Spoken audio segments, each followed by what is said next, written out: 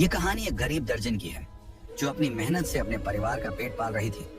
वह एक छोटी सी सिलाई की दुकान चलाती थी और पूरे मोहल्ले में उसकी सिलाई की खूब तारीफ थी।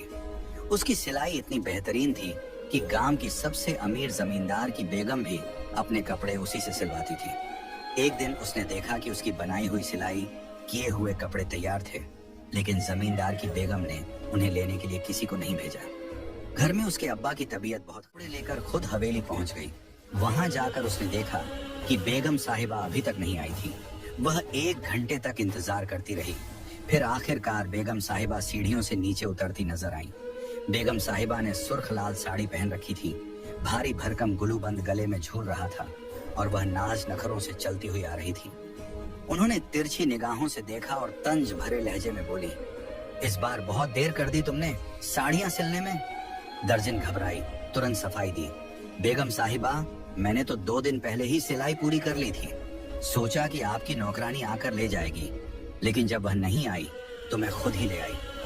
बेगम साहिबा ने गुस्से से होंठ भींच लिए और बड़बड़ाते हुए बोली, इस सकीना की बच्ची को तो आने दो, उससे पूछती हूँ।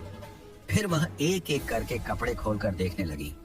थोड़ी देर बाद उनकी त्योरियां कुछ कम हुई और तारीफ करते हुए बोली, सिलाई तो बहुत अच्छी की है, पहनकर देखूंगी कि फिटिंग ठीक है या नहीं। दर्जन ने राहत की सांस ली। उसे लगा कि अब उसे मेहनत की मजदूरी मिल जाएगी, लेकिन तभी हवेली के एक कोने से शोरगुल उठा।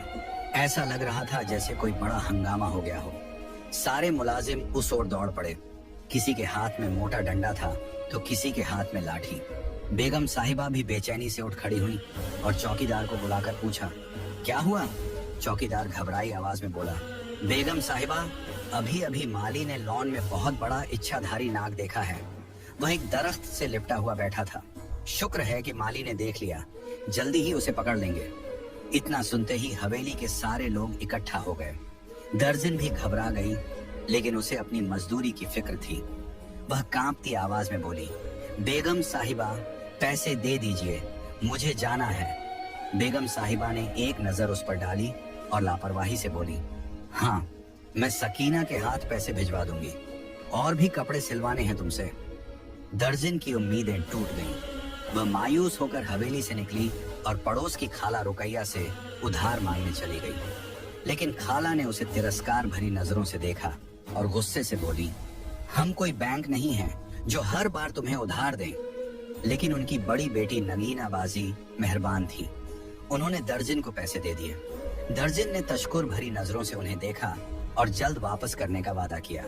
घर आकर उसने अब्बा की दवाइयां खरीदी और थोड़ी सब्जी भी ले आई। अब्बा चारपाई पर लेटे थे और छोटा भाई सुहेल ट्यूशन से लौट आया था। ये तीनों ही एक दूसरे का सहारा थे। अम्मा का इंतकाल कब का हो चुका था और अब्बा मजूर हो चुके थे। अगर दर्जन के हाथ में सिलाई का हुनर ना होता तो शायद वे भूखे मर जाते। रात को जब वह अब्बा को हवेली में नाग दिखने वाली बात बता रही थी तो उनके चेहरे पर अजीब सा तनाव आ गया। उन्होंने धीरे से कहा, एक दिन तो उसे लौटना ही था, आखिर कब तक वह बदला लिए बिना रह सकता था? दर्जन चौंकी। अब्बा, आप क्या कह रहे हैं? अब्बा ने गहरी सांस ली और बोले, अगर उन्होंने उसे मार दिया तो वह फिर लौटेगा। इच्छाधारी नाग कभी नहीं मरता, 100 साल बाद फिर से जन्म लेता है। दर्जन हंस दी।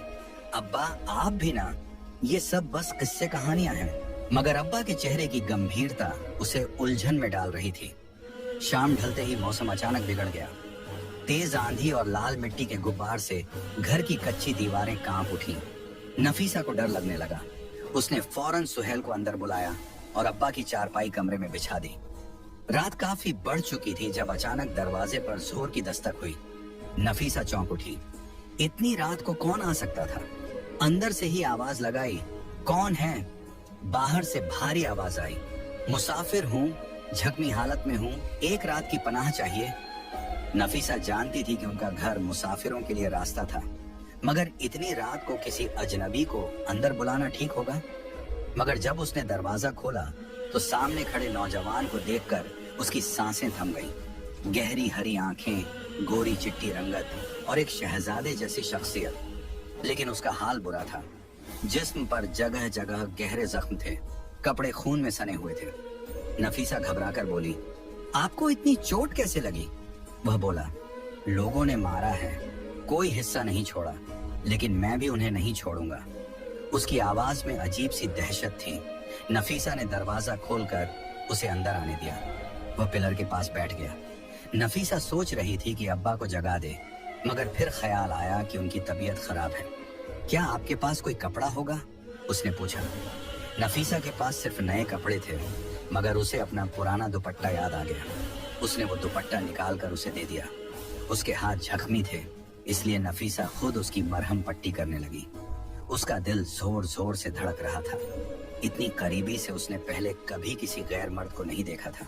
वह चुपचाप बैठा था, जैसे अपना सब कुछ हार चुका हो।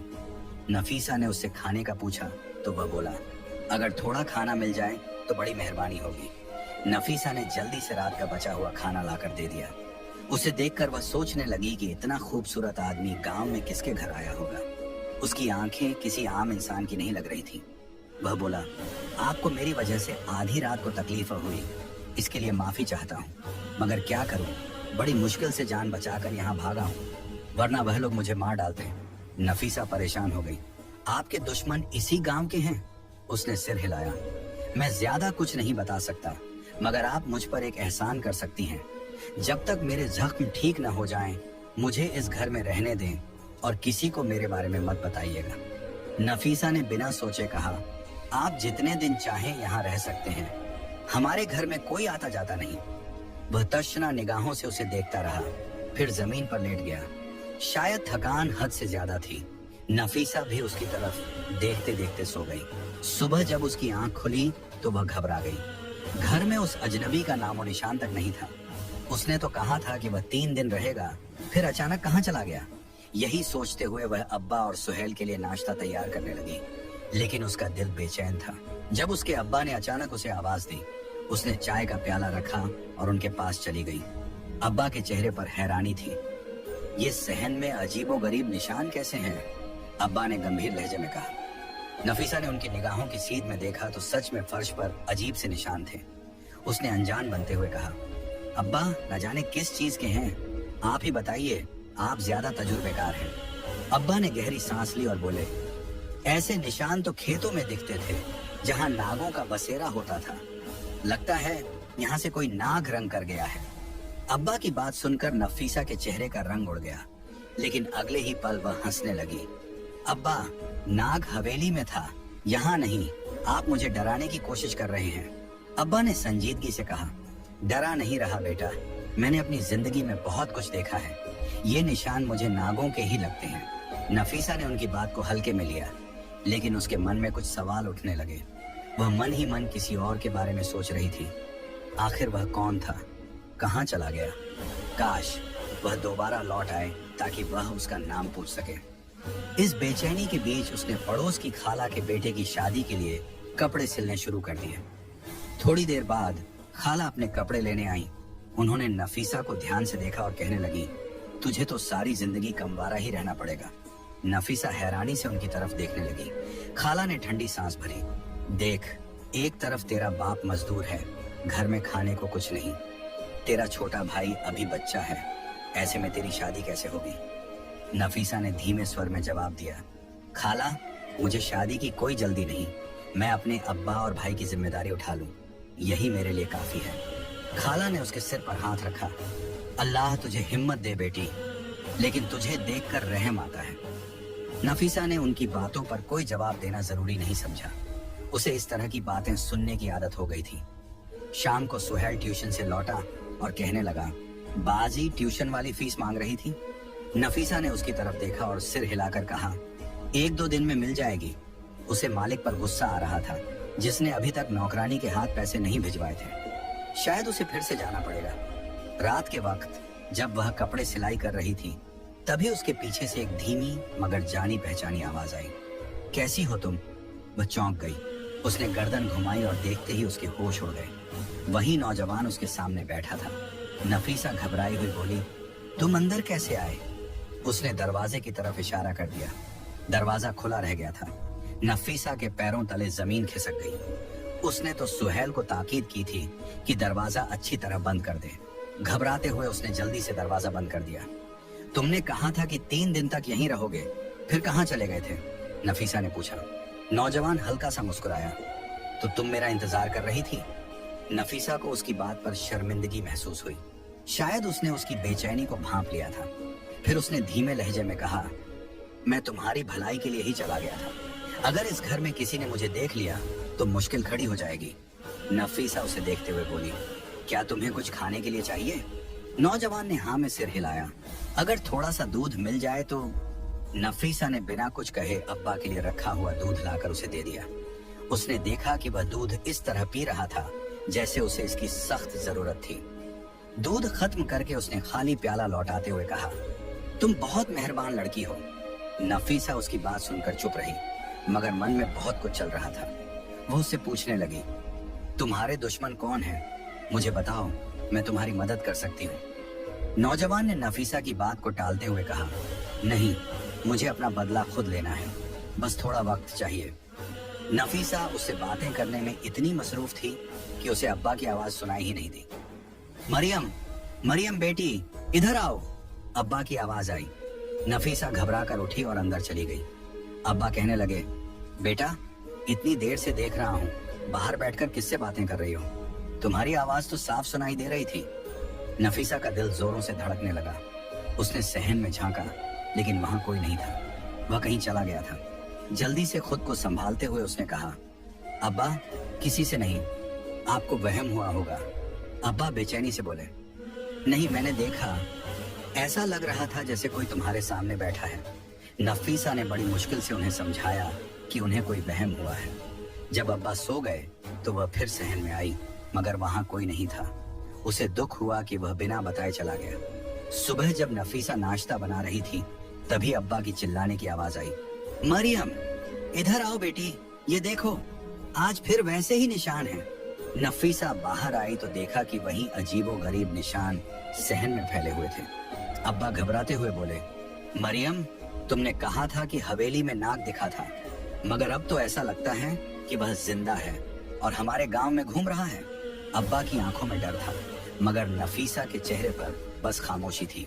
नफीसा और उसके अब्बा के दरमियान अजीबोगरीब बातें होने लगी थी। अब्बा का यकीन था कि हवेली में जो नाग देखा गया था वह अभी भी जिंदा है और पूरे गांव में घूम रहा है। ये सुनकर नफीसा परेशान हो गई और कहने लगी, अब्बा, वो सांप तो हवेली के मुलाजिमों ने मार दिया था। लेकिन अब्बा को उसकी बात पर यकीन नहीं हो रहा था।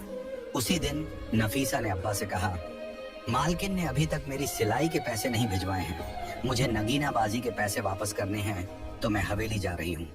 उसने सुहेल का खाना बनाकर रख दिया और पैदल ही हवेली की ओर चल पड़ी। रास्ता कठिन और सुनसान था, लेकिन उसे महसूस हो रहा था कि कोई उसका पीछा कर रहा है। हवा में अजीब सी सरसराहट थी, जबकि चारों ओर हब्स फैली हुई थी। नफीसा ने पलटकर देखा तो हैरान रह गई। वह उसके सामने खड़ा था। उसकी आंखों में वही चमक थी जो हमेशा नफीसा को बेचैन कर देती थी। वह मुस्कुराते हुए बोला, जहां तुम जाओगी वहां मैं भी पहुंच जाऊंगा। नफीसा ने उसे सवालिया नजरों से देखा और बोली, तुम हवेली क्यों नहीं जा सकते? क्या वहां किसी से दुश्मनी है? उसने सिर हिला दिया और बोला, जल्द ही तुम्हें सब पता चल जाएगा, लेकिन जब तक सच्चाई सामने आएगी हो सकता है कि मैं इस गांव में ना रहूं। नफीसा ने घबराकर कहा, खुदा ना करे तुम हमेशा यहीं रहो। उसके दिल की धड़कनें तेज हो रही थी, लेकिन वह जल्दी से हवेली की ओर बढ़ गई। जैसे ही हवेली पहुंची, मालकिन ने उसे देखकर कहा, मैं तुम्हारे पैसे देना भूल गई थी। आजकल हवेली में बहुत परेशानियां चल रही हैं। वह सिर पकड़कर बैठी थी और सकीना को आवाज दी, जाओ मेरे कमरे से पर्स उठा लाओ। सकीना ने नफीसा को गुस्से से देखा और जब नफीसा बाहर निकली तो पीछे से बोल पड़ी, तुझे अब भी सुकून नहीं? हवेली में इतनी परेशानियां हैं और तू अपने पैसे लेने आ गई। नफीसा ने तमतमाते हुए कहा, शर्म कैसी, मैं घर चलाने वाली हूँ, हमारे घर में खाने के भी लाले पड़े हैं। सकीना फिर ताने देते हुए बोली, यहाँ तो मालकिन को अपने बेटे और शौहर की पड़ी हुई है, पूरा खानदान खतरे में है। मालकिन बार बार कहती रहती है कि जिसका डर था वही हुआ। 3 दिन से हवेली में किसी ने कुछ नहीं खाया। नफीसा यह सुनकर और भी परेशान हो गई। आखिर ऐसी कौन सी आफत आ गई थी कि हवेली के लोग खाने तक से दूर हो गए थे। जब वह घर पहुंची तो देखा कि चाचा फजलदीन अब्बा के पास बैठे थे। वे हवेली के मुलाजिम थे और अक्सर अब्बा से मिलने आ जाते थे। दोनों धीरे धीरे बातें कर रहे थे। नफीसा ने सुना कि चाचा फजल दीन कह रहे थे कल बहुत बड़े सपेरे को बुलाने वाले हैं। वो 7वें गांव में रहता है, 90 साल का हो गया है। वो जहां जाता है वहीं बता देता है कि नाग कहाँ छिपा है। नफीसा ये सब सुन रही थी और भीतर ही भीतर डर भी रही थी। अब्बा कहने लगे, बुरे काम का बुरा नतीजा होता है। उन्हें सोचना चाहिए था कि 20 साल बाद वह फिर लौटेगा और तबाही मचाएगा। वे दोनों कोई गहरी बात कर रहे थे, लेकिन नफीसा को उसमें शामिल नहीं किया। दूसरे दिन खबर फैली कि सपेरा गांव में आ चुका है। पूरा गांव उस नाग को ढूंढ रहा था जो हवेली में घुस आया था और जिसे मारने की कोशिश की गई थी, लेकिन वह घायल होकर कहीं गायब हो गया था। न तो हवेली में था और न ही गांव में उसका कोई सुराग मिल रहा था। इसी वजह से जमींदार ने सपेरे को बुलवाया था। आधी रात को जब नफीसा बिस्तर पर लेटी थी तो उसे सहन में सरसराहट महसूस हुई। उसकी आंखें फौरन खुल गईं। वह घबरा कर बाहर आई और जो देखा उससे उसकी आंखें फटी की फटी रह गईं। वह नौजवान कोने में सहमा हुआ बैठा था। उसकी हालत देखकर नाफिसा हैरान रह गई। तुम अंदर कैसे आए? उसने पूछा। वह लड़का घबराई हुई आवाज में बोला, मैं दीवार कूद कर आया हूँ। अगर ऐसा ना करता तो वो लोग मेरी जान ले लेते। नाफिसा उसे देखती रही। वह बार बार उसे मिलने क्यों आता था? उसका दिल हर बार उसकी मौजूदगी से बेचैन हो जाता था। उसने उस लड़के के जख्मों के बारे में पूछा। लड़का हल्की मुस्कान के साथ बोला, मैं बिल्कुल ठीक हूँ, लेकिन तुम्हें एक बात कहना चाहता हूँ। तुम बहुत खूबसूरत हो, बिल्कुल मेरी रूपा जैसी। यह सुनकर नाफिसा चौंक गई। रूपा कौन थी? ने उसने पूछा। लड़के की हरी आंखें आंसुओं से भर आईं। वह मेरी मोहब्बत थी। तुम्हारी आंखें बिल्कुल उसी जैसी हैं। तुम्हें देखकर बस उसी की याद आती है। नाफिसा के दिल में मायूसी उतर आई। इसका मतलब वह पहले से ही किसी और से मोहब्बत करता था। वह सोचने लगी, मैं तो बस एक गरीब दर्जन हूँ और यह इतना खूबसूरत नौजवान, इसे तो किसी शहजादी के साथ होना चाहिए। उसने खुद को संभालते हुए पूछा, तो कहाँ चली गई वह रूपा? लड़के की सांस गहरी हो गई। काश वह जिंदा होती, लेकिन वह अब इस दुनिया में नहीं है। उसकी आवाज में इतना दर्द था कि नाफिसा को महसूस हुआ कि वह रूपा सच में बहुत खुशनसीब थी, जिससे यह नौजवान इतनी मोहब्बत करता था। लड़के की आंखों में गुस्से की चमक थी। मेरी रूपा को मुझसे छीना गया था, उसने कड़वे लहजे में कहा। इस बात का सदमा मेरी रूह को खा गया है। मैं अंदर ही अंदर जल रहा हूँ, अपने दुश्मनों से बदला लेने के लिए बेताब हूँ। नाफिसा हैरान थी। किसने मारा था तुम्हारी रूपा को? लड़के ने कुछ देर उसे गौर से देखा, फिर बिना कुछ कहे उठकर चला गया। मैं फिर आऊंगा, कहकर वह रात के अंधेरे में गायब हो गया। अगले दिन फजल दीन चाचा नाफिसा के अब्बा के पास आया। वह कहने लगा, चल आज सपेरा पूरे गांव में नाग को तलाश करेगा, तुझे भी यह तमाशा देखना चाहिए। अब्बा पहले तो इनकार करने लगे, लेकिन फजल दीन ने उनके कान में कुछ कहा और वह फौरन तैयार हो गए। थोड़ी देर बाद फजल दीन और अब्बा बाहर गए, लेकिन जब लौटे तो अब्बा बेचैन थे। वह बड़बड़ा रहे थे, पूरे गांव में ढूंढ लिया, लेकिन वह जख्मी नाग कहीं नहीं मिला। नाफिसा समझ नहीं पाई कि अब्बा इतने परेशान क्यों थे, लेकिन अगले दिन जो हुआ उसने सबके होश उड़ा दिया। हवेली का मालिक अपने आदमियों के साथ उनके दरवाजे पर खड़ा था। साथ में एक बूढ़ा सपेरा भी था। हवेली का मालिक गुस्से से गरजा, नूरुद्दीन, तूने उस नाग को इस घर में छुपा कर रखा है। फजल दीन ने सब बता दिया है। अब्बा का सर झुका हुआ था। मैं कुछ नहीं जानता, उन्होंने धीरे से कहा। मालिक हंस पड़ा। अगर मेरी बात सच निकली तो सजा के लिए तैयार रहना। मैं मुर्दों को भी कब्र से निकाल सकता हूँ। तभी सपेरे की बीन गूंज उठी। अचानक दीवार के पास एक लंबा मोटा नाग दिखाई दिया। वह झाड़ियों के पीछे जाकर गायब हो गया। पूरा गांव उसके पीछे दौड़ा, लेकिन वह नहीं मिला। नाफिसा कांप रही थी। उसने अब्बा से पूछा, यह सब क्या हो रहा है? हवेली का मालिक आपको इस तरह क्यों कह रहा था? अब्बा ने गहरी सांस ली और बोले, क्योंकि मैं उसके बहुत से राज जानता हूँ। नाफिसा हक्का बक्का रह गई। तो क्या आप एक सपेरे थे? अब्बा ने सर झुका लिया। यह 20 साल पुरानी बात है, जब इस गांव में मेरी और उस चौधरी की बहुत चर्चा थी। मैं एक बहुत बड़ा सपेरा था, लेकिन फिर एक हादसे के बाद मैंने यह काम छोड़ दिया। हमारा गांव उस जगह पर था जहां पर रेत जमीन में दर्जनों सांप और नाग रेंगते नजर आते थे। उसी वक्त हवेली भी नई नई तामीर हुई थी, लेकिन हवेली के एक खुफिया कोने में एक नाग जोड़ा भी आबाद हो गया। वे दोनों अपनी दुनिया में मगन थे, न जाने वहां कौन सी तपस्या कर रहे थे। लेकिन हवेली के मालिकों ने उन्हें देख लिया। वे उस नाग जोड़े को जान से मारना चाहते थे, क्योंकि नाग का खौफ हर किसी इंसान के जहन में था। मैं हर वक्त अपने अब्बा के साथ रहता था। मुझे आज भी वह दिन याद है जब हवेली के मालिक ने अब्बा को बुलाया था। वे अब्बा से कहने लगे कि तूने इस जोड़ी को खत्म करना है। अब्बा ने साफ इनकार कर दिया और कहने लगे, हरगिज नहीं, मैं यह काम नहीं कर सकता। अगर एक नाग मरता है तो उसकी नागिन सदियों तक तुम्हारा पीछा करेगी, और अगर नागिन मरती है तो वह नाग तुम्हारा पीछा कभी नहीं छोड़ेगा, कभी ना कभी लौटकर जरूर वापस आएगा। अब्बा ने उनकी बात मानने से इनकार कर दिया तो हवेली के मालिकों को भी शदीद गुस्सा आ गया। उस वक्त तो वे चुप हो गए, लेकिन मैं क्या जानता था कि शहर से वापस गांव की तरफ लौटते हुए अचानक डेरे के कुछ लोग मुझे अगवा कर लेंगे। वे जबरदस्ती मुझे अपनी हवेली में ले गए और कहने लगे, तू भी अपने सपेरे बाप का बेटा है, अब यहाँ बीन बजा, हम भी देखते हैं कि वह नाग और नागिन कहाँ छुप कर बैठे हैं। अब्बा ने इस बात से साफ इनकार कर दिया था। वे उस नाग जोड़े को नुकसान नहीं पहुंचाना चाहते थे, लेकिन इन्होंने मुझे गिरफ्तार कर लिया था, तो अब मैं उनकी बात मानने पर मजबूर था। उस रात एक बड़ी ही खौफनाक कहानी रची गई। जैसे ही मैंने बीन बजानी शुरू की, वे दोनों झूमते हुए बाहर आ गए। वे बहुत कम उम्र और मासूम लग रहे थे। बहुत ही खूबसूरत सुनहरी रंग की वह नाग और नागिन की जोड़ी आज भी मेरी नजरों से ओझल नहीं हुई। मैं यह खौफनाक मंजर देख रहा था। जैसे ही मैंने उन्हें बाहर निकलते देखा, मैं फौरन ही वहां से रफू चक्कर हो गया। लेकिन मैं क्या जानता था कि इस रात वह नागिन अपनी जिंदगी की बाजी हार जाएगी। हवेली के मालिक के हुक्म पर उसके आदमियों ने उस नागिन को जान से मार डाला था, जबकि नाग अपनी जान बचाने के लिए न जाने कहां छुप गया था। अब हवेली में जश्न मनाया जा रहा था, क्योंकि नाग नागिन की जोड़ी से हवेली पाक हो चुकी थी। अब उन्हें कोई खतरा नहीं था। फिर कई साल गुजर गए। अचानक अब्बा का इंतकाल हो गया। मैं अब भी यही काम कर रहा था, लेकिन एक दिन एक जहरीले नाग ने मुझे डस लिया। मैं वहीं पर गिर पड़ा। शुक्र था कि उस नाग का जहर मेरे पूरे बदन में नहीं फैला, सिर्फ मेरी टांगों को मुतासिर किया, और आज मैं बिस्तर पर मजबूर बनकर लेटा हूँ। लेकिन आज वह वडेरा जो घर आया है, वह समझ गया था कि हमारे घर में वह नाग मौजूद है। उसकी आहटें मैं भी पहचानने लगा था।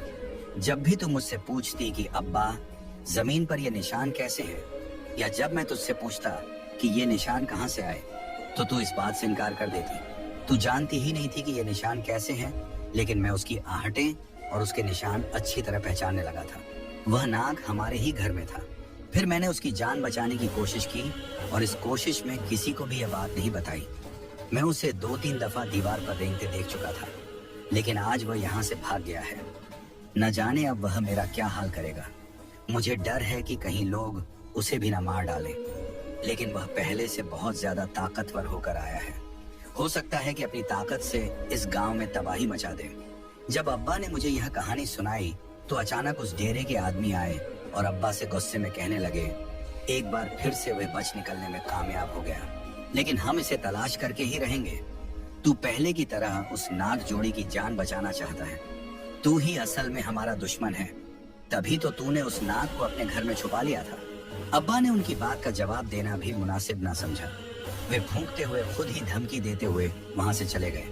मैं अब्बा को तसल्ली दे रही थी कि ऐसा कुछ नहीं होगा। जब हमने कुछ किया ही नहीं है, तो फिर लोग हमारा कुछ नहीं बिगाड़ सकते। अब्बा के चेहरे पर भी कोई फिक्र, कोई गम नहीं था। रात को मैं सिलाई मशीन पर बैठी अपने कपड़े सिल रही थी, जब अचानक मुझे अपने पीछे आहट सी महसूस हुई। मैंने देखा सब्ज आंखों वाला वह खूबसूरत नौजवान मेरे पीछे ही बैठा था।